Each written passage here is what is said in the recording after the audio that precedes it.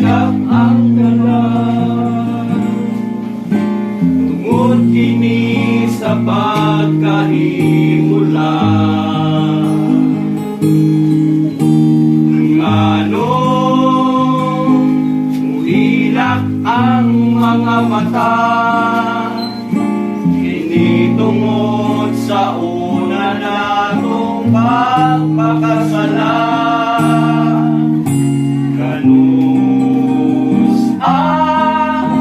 Matapos ang tanan, hain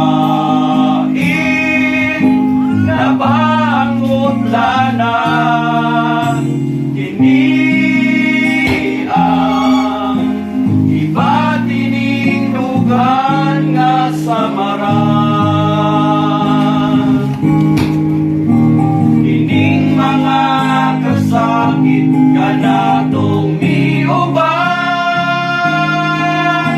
aron akong mani Jesus mabatian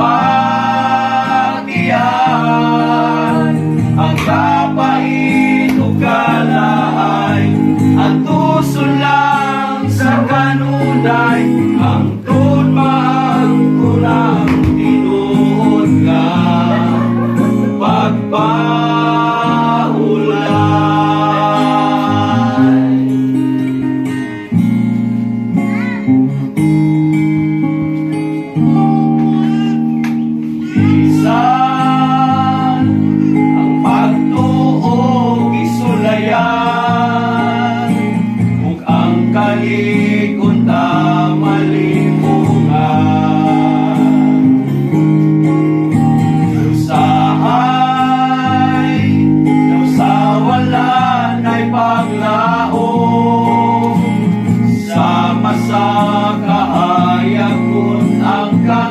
ngit mo tabon, igsoon sa pita si Jesus. Itong yan tanan nga pag-antos kaniya, maangkunang pahulay nga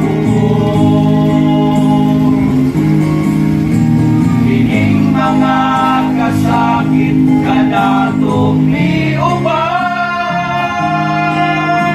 aron akong mani Jesus mabatian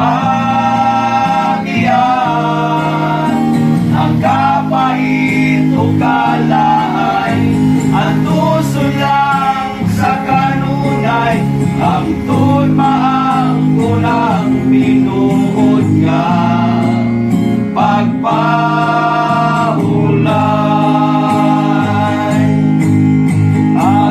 pasalamatan ang kasakit nga naangkon.